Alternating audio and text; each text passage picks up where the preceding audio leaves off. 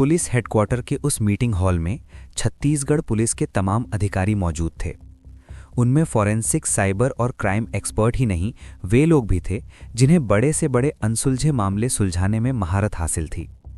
ये बात अलग थी कि जिस मामले को लेकर ये मीटिंग बुलाई गई थी, उसे लेकर सभी के चेहरे पर चिंता की लकीरें थीं। मीटिंग में मामले से जुड़े छोटे बड़े सभी बिंदुओं को लेकर चर्चा हो रही थी, लेकिन अफसोस की बात यह थी कि कुछ भी नतीजा सामने नहीं आ रहा था।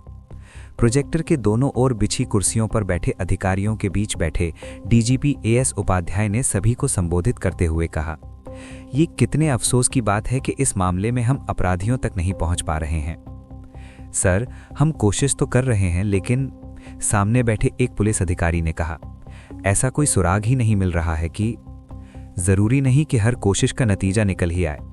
इसके अलावा जब तक कुछ नतीजा सामने न आ जाए, तब तक ये भी तो पता नहीं चलता कि कोशिश की जा रही है। सर, इस मामले में अपराध करने वाले बहुत चालाक हैं। उन्होंने किसी जासूसी फिल्म की तरह हमारे सामने चुनौती पेश की है। उन्होंने ऐसा कोई सुराग ही नहीं छोड़ा, और जो सुराग मिले भी हैं वे उलझाने वाले हैं। ऐसे में हमारे लिए ये तय करना मुश्किल हो गया है कि ये मामला किडनैपिंग का है या कुछ और। हमारा काम सुरागों को ढूंढना और उसी के सहारे मामले की तह तक पहुंचना है। ये तो जानते ही हो कि कोई भी अपराधी पुलिस से ज्यादा चालाक नहीं होता। उस सुराग को खोजिए जिस तक अभी तक आप पहुंच नहीं पाए हैं। उसके मिलते ही केस खुल जाएगा और अपराध करने वाले आपकी हिरासत में होंगे। सर, इस मामले में हमने पुलिस की 35 टीमें लगा रखी हैं। जल्द ही कोई न कोई परिणाम सामने आएगा। ठीक है, जांच में छोटी से छोटी बात का ख्याल रखा जाए। आप लोग निर्देश के लिए मुझसे सीधे या अपने आईजी तथा एसपी से कांटेक्ट कर सकते हैं। कुछ भी कीजिए, इस मामले में अब हम और फजीहत नहीं चाहते, डीजीपी एएन उपाध्याय ने कहा। इसी के साथ मीटिंग खत्म हो गई। कोई भी अपराध होने के बाद जांच में उस मामले से पुलिस का रिश्ता उतना ही गहरा होता है जितना दिल से धड़कनों का। लेकिन कुछ ऐसे भी सनसनीखेज मामले सामने आ जाते हैं जिनमें पुलिस के अच्छे से अच्छे एक्सपर्ट भी गच्चा खा जाते हैं। पुलिस जांच के अपने एक मायने होते हैं, लेकिन जब कोई सबूत न लगे और जो मिले भी वे दगा दे जाएं, तो पुलिस अधिकारियों के पसीने छूट जाते हैं। अरबपति अभिषेक मिश्रा की हत्या के मामले में भी कुछ ऐसा ही हो रहा था। इस मामले में पूरे राज्य की पुलिस के जांबाज पुलिस वाले भी चकरा कर रह गए थे। इसकी वजह भी हैरान करने वाली थी। पुलिस की 35 टीमें एक महीने में लगभग 1,500 लोगों से पूछताछ कर चुकी थीं। वे 7 राज्यों, 20 से ज्यादा शहरों की खाक छान चुकी थीं। करीब 1 करोड़ फोन कॉल चेक करने के अलावा सैकड़ों हिस्ट्री शीटर और तमाम रजिस्टर्ड अपराधियों से गहरी पूछताछ कर चुकी थीं। इनमें तमाम हाई प्रोफाइल खूबसूरत लड़कियां भी शामिल थीं। पूछताछ, धरपकड़ और कॉल ट्रेसिंग का भी सिलसिला जारी था। इसके बावजूद इस अपराध की पृष्ठभूमि और जांच में सुराग तो मिलते थे, लेकिन वे तह तक पहुंचाने में सफल नहीं होते थे। एक तरह से देखा जाए तो ये राज्य का सबसे बड़ा मामला बन गया था। शायद इसीलिए मामले का किसी भी तरह खुलासा हो जाए, डीजीपी एएन उपाध्याय ने तमाम पुलिस अधिकारियों के साथ बैठक की थी। समझ में नहीं आ रहा था कि अभिषेक अचानक कहां गायब हो गए थे। गायब होने के बाद फिरौती के लिए फोन भी आया था। फोन करने वाले ने नक्सली आंदोलन का प्रतीक लाल सलाम कहकर संदेह की सुई नक्सलियों की ओर घुमा दी थी। इस तरह साजिश रचने वाले आजाद थे। मामला बेहद हैरत अंगेज और सनसनीखेज बन गया था। राज्य के लोगों की निगाह इस मामले पर टिकी थी। मीडिया में हर रोज खबरें आ रही थीं। मामला इसलिए बड़ा हो गया था क्योंकि अभिषेक मिश्रा कोई मामूली आदमी नहीं थे। भारत का 26वां राज्य छत्तीसगढ़ ऊंची नीची पर्वत श्रेणियों से घिरा है। राजधानी रायपुर से लगभग 30 किलोमीटर दूर राज्य का तीसरा बड़ा शहर है दुर्ग भिलाई। मुंबई, नागपुर, कोलकाता राष्ट्रीय राजमार्ग पर स्थित ये शहर इस्पात संयंत्र के लिए प्रसिद्ध है। इसी शहर के पौष इलाके नेहरू नगर पश्चिम की कोठी संख्या 45A/13 में रहते हैं आईपी मिश्रा। मृदुभाषी और व्यवहार कुशल आईपी मिश्रा कोई छोटे मोटे आदमी नहीं है। उनके हाथों में शंकराचार्य ग्रुप के कई बड़े शैक्षणिक संस्थानों, यूनिवर्सिटी और स्टील कंपनी की कमान है। उनके संस्थानों का शुमार राज्य के बड़े से बड़े संस्थानों में होता है। पूरी प्रॉपर्टी और कारोबार अरबों में है। अब ऐसे आदमी की राजनैतिक और सामाजिक पहुंच तो होगी ही, नाम, शोहरत और दौलत भी उनके कदम चूम रही है। करीब 200 करोड़ के एम्पायर के मालिक आईपी मिश्रा के बेटे थे अभिषेक मिश्रा। हंसमुख स्वभाव के अभिषेक खुद भी शंकराचार्य ग्रुप ऑफ इंस्टीट्यूट के डायरेक्टर थे। उनके परिवार में पत्नी जया मिश्रा के अलावा 2 बच्चे थे। पिता के साथ अभिषेक भी शिक्षा जगत में बड़ा नाम थे। उनकी ख्याति में तब और भी इजाफा हो गया था जब उन्होंने सन 2013 में माओवाद विषय पर आधारित एक क्षेत्रीय फिल्म अलाप का निर्माण किया था। यही नहीं, करोड़ों रुपए में रायपुर रेंजर्स के नाम से वो टेनिस लीग की टीम की स्पॉन्सरशिप भी कर चुके थे। कौन कब किस मुसीबत में फंस जाए कोई नहीं जानता। मिश्रा परिवार के साथ भी ऐसा ही हुआ था। 9 नवंबर 2015 की शाम अभिषेक अपनी लाल रंग की स्कोडा कार नंबर CG07MA 0007 से किसी को बिना कुछ बताए निकले तो रहस्यमयी तरीके से गायब हो गए थे। काफी रात होने पर भी जब वो वापस नहीं आए तो IP मिश्रा और अभिषेक की पत्नी जया ने उनके मोबाइल पर फोन किया। मोबाइल पर लगातार घंटी जाती रही लेकिन फोन नहीं उठा। उन्होंने बात तो नहीं की लेकिन MMS के जरिए बता दिया कि वो थोड़ी देर में आ जाएंगे। थोड़ी और रात बीती तो उनका मोबाइल भी बंद हो गया। इससे घर वालों को चिंता हुई। IP मिश्रा ने जान पहचान वालों से अभिषेक के बारे में पता किया लेकिन उनका कुछ पता नहीं चला। फिर तो वो रात चिंता में बीती। किसी अनहोनी की आशंका से परेशान घर वालों ने सवेरा होते ही इस बात की सूचना पुलिस को दे दी। मामला प्रतिष्ठित परिवार का था, इसलिए SP मयंक श्रीवास्तव ने स्थानीय थाना पुलगांव के थाना प्रभारी PK साहू को इस मामले की जांच के आदेश दे दिए। पुलिस ने सक्रिय होकर अभिषेक की खोजबीन शुरू कर दी। अभिषेक को लेकर हर कोई परेशान था। वे कहाँ गए हैं ये उन्होंने घर वालों को भी नहीं बताया था। अगले दिन उनके लापता होने का मामला शहर भर में चर्चा का विषय बन गया। पुलिस को अभिषेक के अपहरण की आशंका अधिक थी। ये तब सच भी साबित हुआ जब उनके पिता IP मिश्रा के मोबाइल पर अभिषेक के मोबाइल से फिरौती का फोन आया। उनके मोबाइल से किसी अज्ञात ने फोन करके कहा, लाल सलाम। कौन बोल रहे हैं? IP मिश्रा ने पूछा। लाल सलाम, सुना नहीं मिश्रा जी? आप बेटे को लेकर परेशान ना हो, वो हमारे कब्जे में है। हम उसे छोड़ देंगे लेकिन बदले में मोटी फिरौती चाहिए। रकम कहां पहुंचानी है ये हम तुम्हें बाद में बता देंगे। फोन करने वाले ने पल भर रुककर कहा, और हां, ज्यादा चालाक बनने की कोशिश मत करना वरना तुम्हें बेटे की लाश ही मिलेगी। IP मिश्रा कुछ कहते उसके पहले ही फोन काट दिया गया। इसके तुरंत बाद मोबाइल फोन बंद कर दिया गया। उन्होंने ये बात पुलिस को बताई तो पुलिस विभाग में हड़कंप मच गया।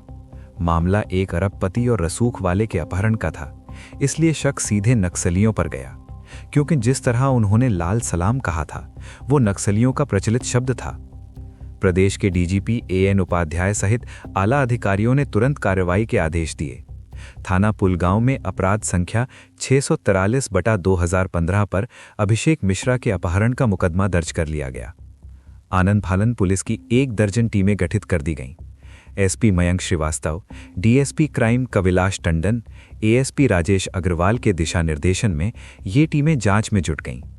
IG प्रदीप गुप्ता मामले की मॉनिटरिंग कर रहे थे।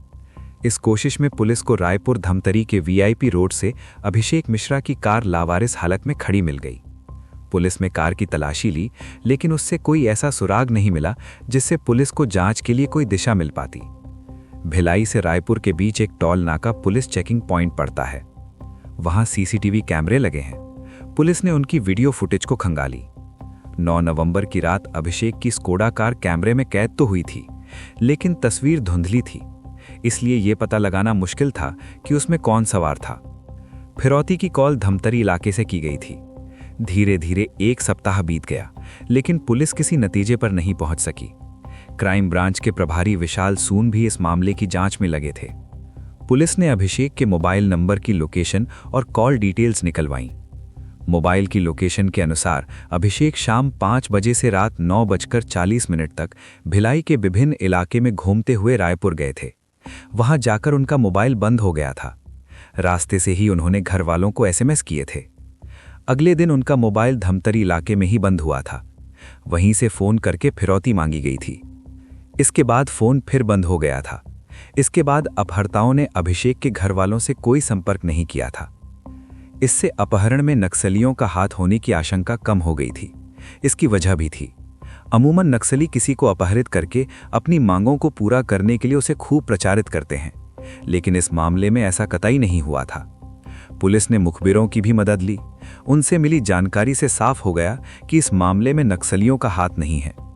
पुलिस जांच को भटकाने के लिए लाल सलाम कहकर मामले को नक्सलियों से जोड़ने की कोशिश की गई थी। अपहरण के बारे में जांच के लिए पुलिस ने अलग अलग राज्यों के अपहरण करने वाले कई गिरोहों से पूछताछ की।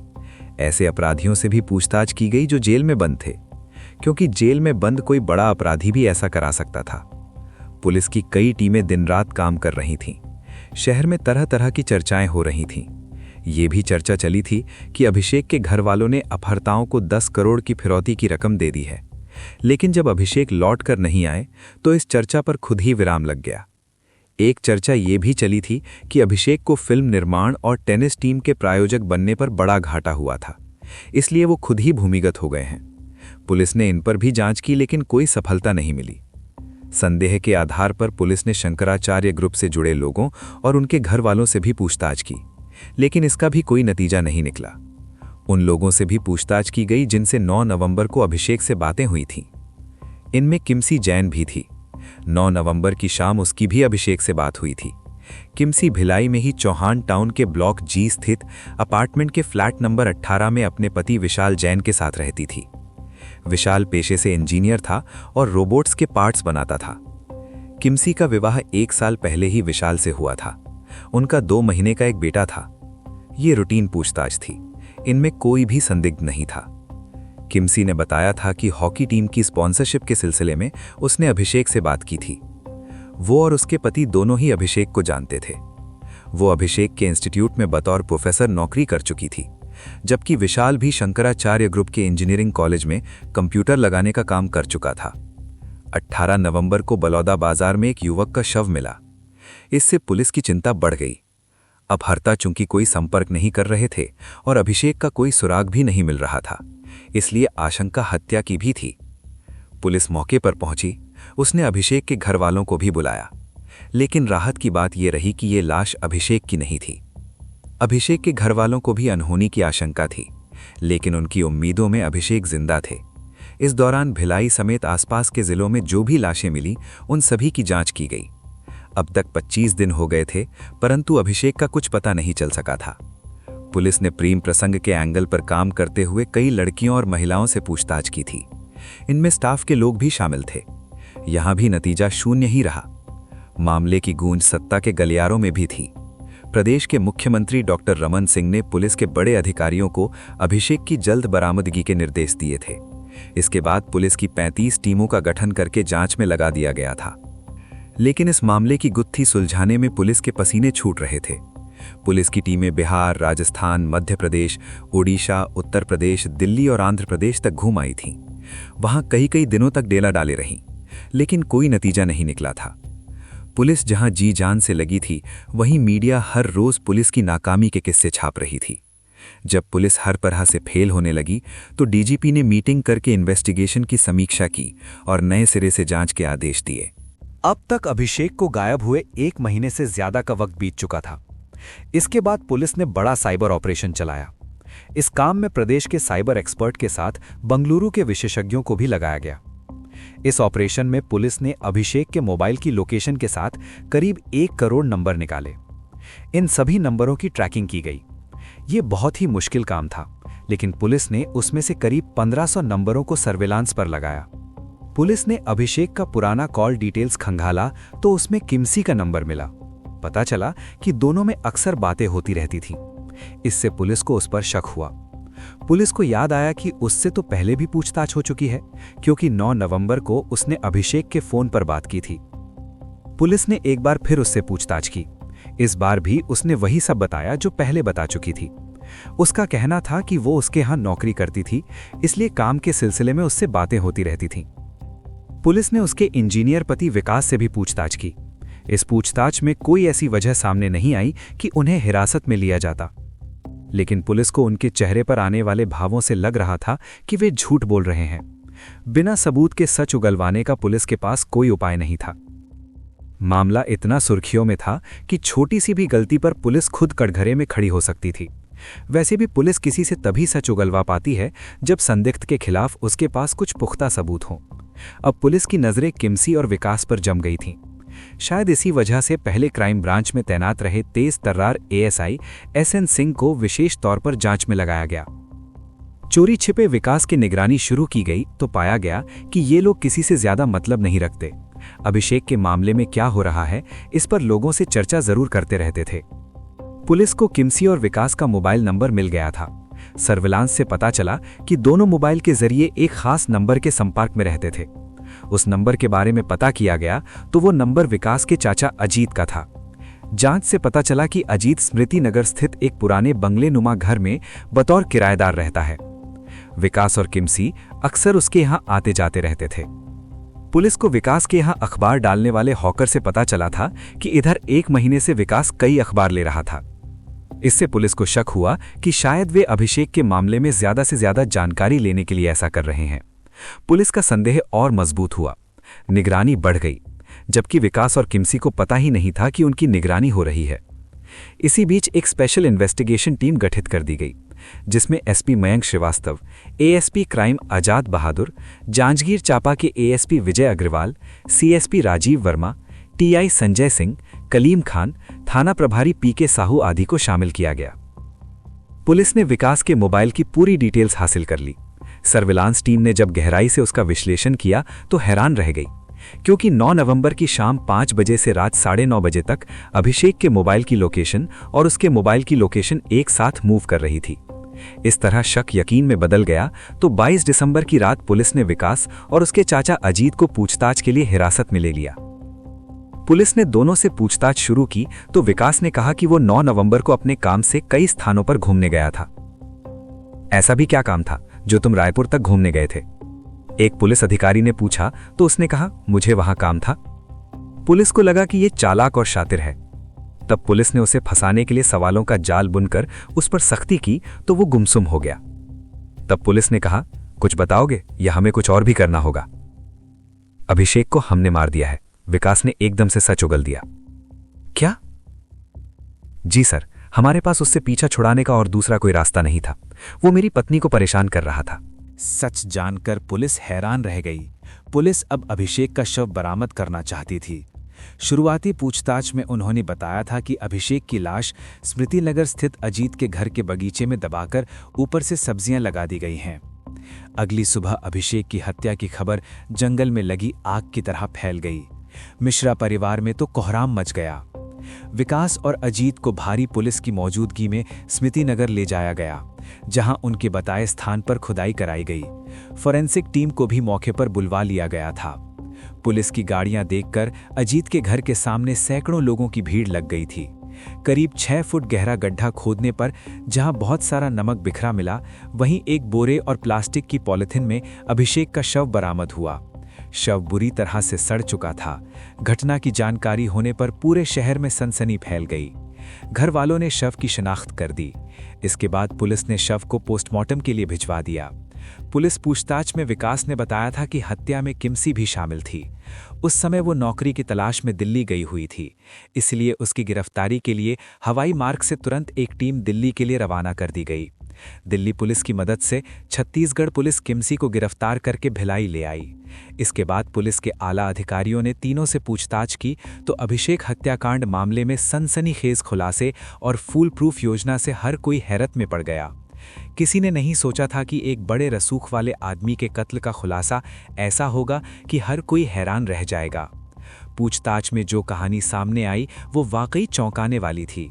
मासूम सी दिखने वाली किमसी अभिषेक के कत्ल की वजह बनी थी। आईजी प्रदीप गुप्ता ने प्रेस कॉन्फ्रेंस करके हत्याकांड का खुलासा किया। दरअसल विवाह के बाद से ही विकास महसूस करने लगा था कि किमसी गुमसुम और परेशान रहती है। बेटे के जन्म के बाद उसकी इस आदत में और भी इजाफा हुआ। विकास इंजीनियर और तेज तर्रार आदमी था। आखिर एक दिन उसने उससे पूछ ही लिया, किमसी, मैं देख रहा हूं कि जब से तुम्हारी शादी हुई है तभी से तुम कुछ परेशान सी रहती हो। आखिर बात क्या है? कुछ नहीं, कुछ है तभी तो मैं पूछ रहा हूं। बताओ ना क्या बात है? विकास ने किमसी का चेहरा दोनों हथेलियों के बीच लेकर प्यार से पूछा तो उसकी आंखें भर आईं। विवेक ने किमसी को आश्वस्त करते हुए कहा, बताओ क्या बात है? कुछ पल की खामोशी के बाद किमसी ने कहा, मुझे ब्लैकमेल किया जा रहा है विकास। क्या? हाँ विवेक, मैं अपनी जिंदगी से परेशान हो चुकी हूँ। कौन ब्लैकमेल कर रहा है तुम्हें? बताती हूँ, लेकिन पहले तुम्हें एक वादा करना होगा। क्या? तुम मुझसे नाराज नहीं होगे। मुझसे जो हुआ वो मेरी मजबूरी थी विकास। मैं तुमसे बहुत प्यार करती हूँ और तुम्हें खोना नहीं चाहती।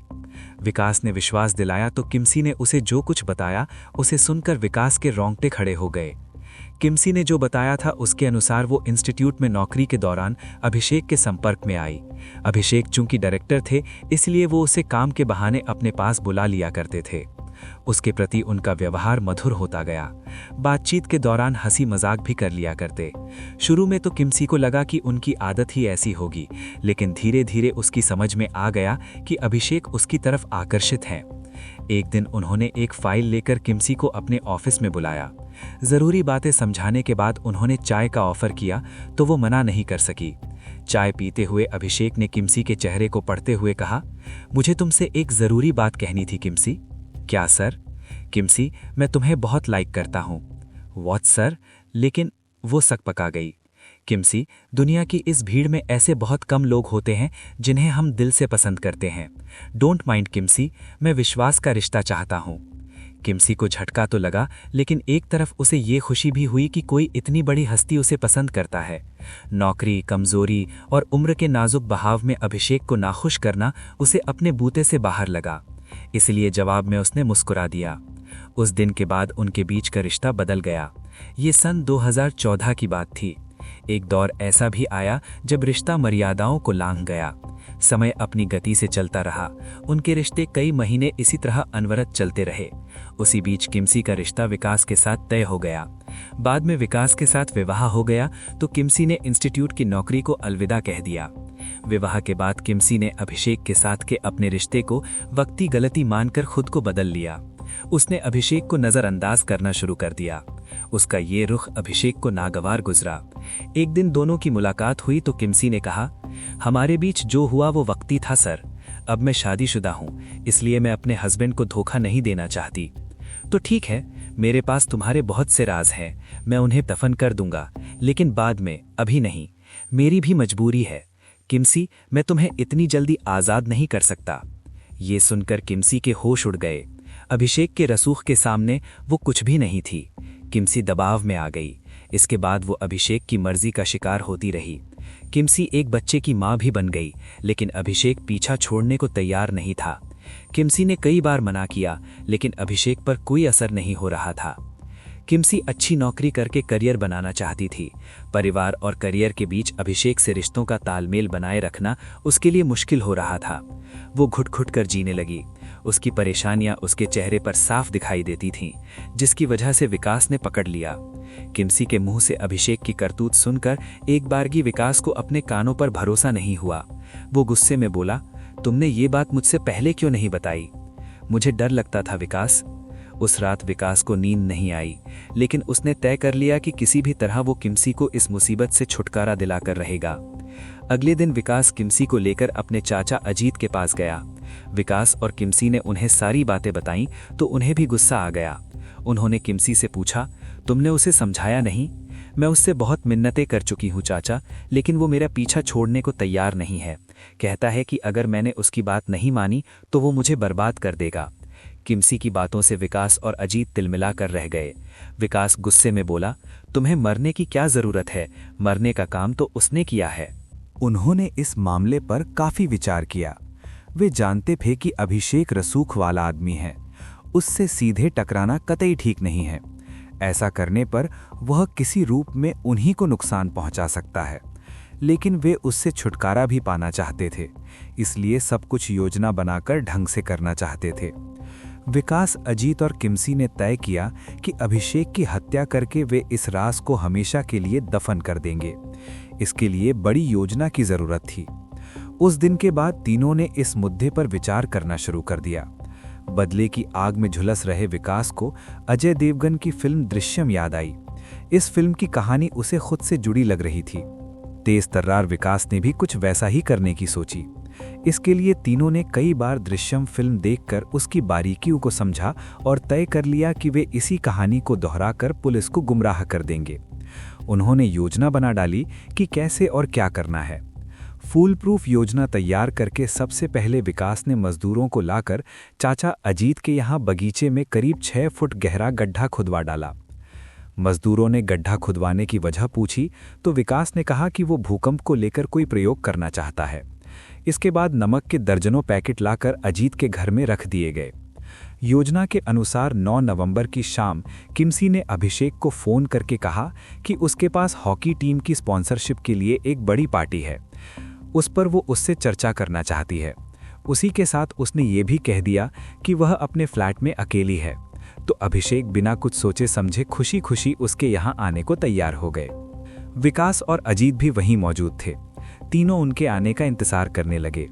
कुछ ही देर में वो किमसी के बताए फ्लैट में पहुंच गए। किमसी ने मुस्कुराते हुए उनका स्वागत किया। अभिषेक खुश थे कि किमसी अभी भी उनके करीब रहना चाहती है। किमसी ने उन्हें बातों में लगा लिया तो विकास ने पीछे से उनके सिर पर रॉड से वार कर दिया। चोट लगते ही अभिषेक गिर गए। इसके बाद भी कई वार किए गए। जब उन्हें भरोसा हो गया कि अभिषेक की मौत हो चुकी है तो विकास ने तुरंत अभिषेक के मोबाइल का स्विच ऑफ कर दिया। पहले से जो तय था उसी के अनुसार तीनों ने मिलकर अभिषेक के हाथ पैर बांधकर लाश को एक बड़ी पॉलिथिन में रखकर उसे टेप से बंद कर एक बोरी में भर दिया।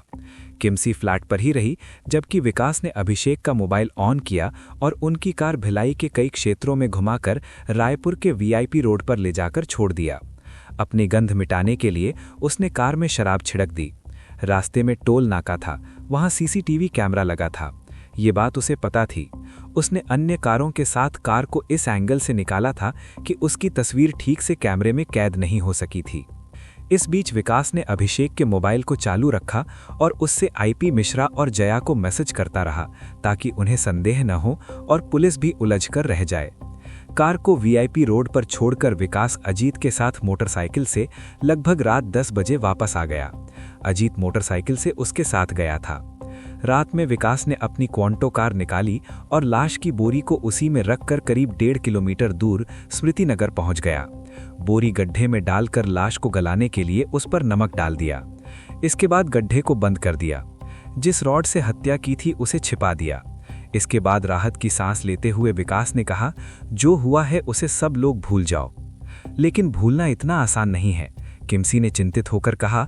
तो विकास ने उसे समझाया, पागल मत बनो, मेरा वादा है कि पुलिस कभी हम तक नहीं पहुंच पाएगी, और अगर आती भी है तो हमें ऐसे रिएक्ट करना है जैसे कुछ हुआ ही नहीं है। ठीक है। किमसी और विकास अपने फ्लैट पर आ गए। इसके बाद वे ऐसे रहने लगे जैसे कुछ हुआ ही नहीं था। योजना के अनुसार विकास धमतरी जाकर फिरौती के लिए फ़ोन करके जांच नक्सलियों की ओर भटका दी।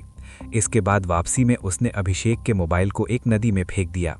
अभिषेक की हत्या के मामले की जांच पुलिस किस दिशा में कर रही है, इस पर उन्होंने पूरी नज़र बनाए रखी। पुलिस ने पहली बार किमसी से पूछताछ की तो उसने बेहद मासूमियत से साफ साफ जवाब देकर पुलिस को उलझा दिया। पुलिस जांच की ज़्यादा से ज़्यादा जानकारी के लिए उन्होंने कई अखबार लगा लिए। अभिषेक के अपहरण को लेकर पुलिस भटक रही थी। ये खबर पढ़कर तीनों खुश थे। इस बीच उन्होंने जिस गड्ढे में अभिषेक को दफनाया था उसके ऊपर फूल गोभी के पौधे लगा दिए। बाद में संदेह के आधार पर किमसी और विकास से पूछताछ की गई तो इस बार भी वे पुलिस को चकमा देने में कामयाब रहे। इस बीच नौकरी की तलाश में किमसी दिल्ली चली गई। अलबत्ता वो विकास से हालात की जानकारी लेती रहती थी। लेकिन आगे की जांच में जो स्थितियां बनी उससे तीनों पुलिस के शिकंजे में आ गए। पूछताछ के बाद उनकी निशानदेही पर पुलिस ने हत्या में प्रयुक्त रॉड, अभिषेक की घड़ी और कपड़े आदि बरामद कर लिए।